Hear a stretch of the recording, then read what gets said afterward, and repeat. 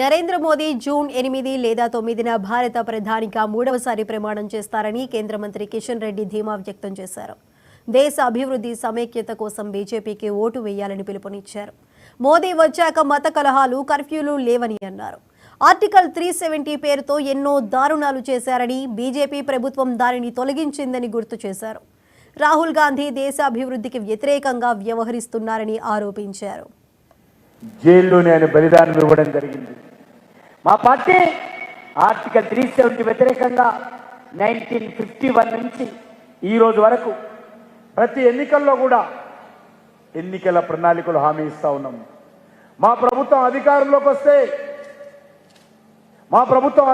వస్తే ఆర్టికల్ 370 తొలగిస్తామని చెప్పాము.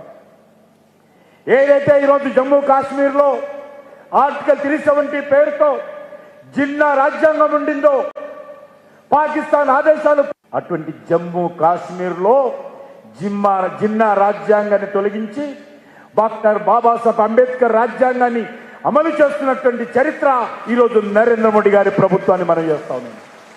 భారతీయ జనతా పార్టీ పుట్టిందే ఆర్టికల్ 370కి వ్యతిరేకంగా.